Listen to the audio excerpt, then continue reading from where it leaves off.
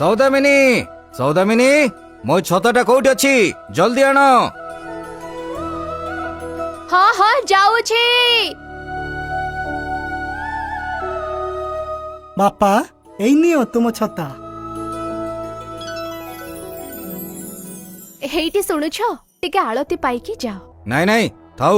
ଆଳତି ପାଇଲେ କଣ ହେବ? କଣ ମତେ ବସି ବସି ପଇସା ମିଳିଯିବ? କର୍ମ ହିଁ ଭଗବାନ। କାମ ନ କଲେ ଖାଇବାକୁ ମିଳିବନି। ମୁଁ ମୋର ଯାଉଛି ଦୋକାନକୁ, ତୁମେ ତୁମର ଆଳତି ପାଉଥାଅ ବସିକି।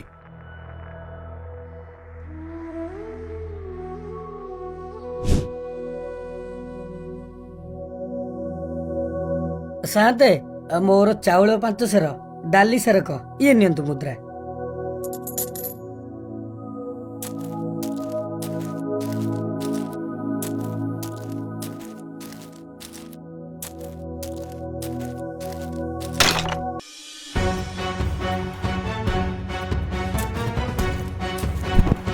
ଦେଲା ଦେଲା ଦେଲା କୁଣ୍ଡଟାକୁ ଭାଙ୍ଗି ଦେଲା। କିରେ ତୋତେ କଣ ଦିନରେ ଦେଖା ଯାଉନି?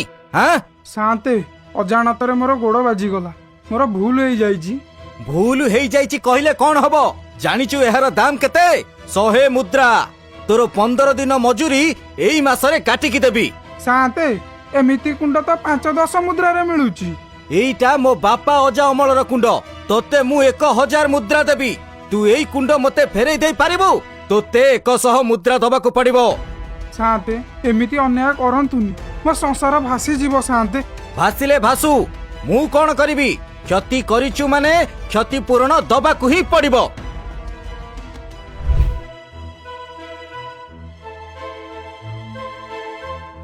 ସାନ୍ତେ ଗୋଟେ ଗୁହାରି କରିବା ପାଇଁ ଆସିଛି। କଣ କହ? ସାନ୍ତେ ମୋର ଦେହ ଭଲ ନାହିଁ ବୋଲି ଗୋଟେ ସପ୍ତାହ ହେଲା କାମକୁ ଯାଇପାରୁନି। ଘରେ ଖାଇବାକୁ ବି କିଛି ନାହିଁ। ମତେ ଚାଉଳ 5 ସେର ଦେଇଥାନ୍ତୁ। ଦେହ ଭଲ ହେଲେ କାମ କରି ଆପଣଙ୍କ ମୁଦ୍ରା ସୁଝିଦେବି। ନାଇଁ ନାଇଁ ବାକି କଥା କହନି। ମୁଦ୍ରା ଅଛି ଯଦି ନେ, ନହେଲେ ଏଠୁ ଯା। ସାନ୍ତେ ଏମିତି କୁହନ୍ତୁନି। ମୋର ପିଲା ଛୁଆ ଉପାସରେ ଅଛନ୍ତି। ଦୟାକରି ଏତିକି ସାହାଯ୍ୟ କରନ୍ତୁ ସାନ୍ତେ। ତୋତେ ଥରେ ପରା ମନା କଲି ନାହିଁ? ତୋ ପିଲା ଛୁଆ ଭୋକରେ ରହିଲେ ମୋର କଣ ଗଲା? ପଇସା ନାହିଁ ତ ଚାଉଳ ବି ନାହିଁ। ଯା ଏଠୁ, ଜଲ୍ଦି ପଳା ଏଠୁ।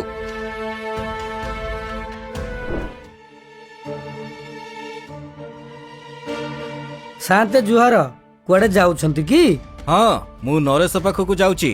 ତାର ସୁଧ ପଇସା ବାକି ଅଛି ତ, ଆଜି ପର୍ଯ୍ୟନ୍ତ ଦେଇନି। ସେଇଟା ଆଣିକି ଆସିବି।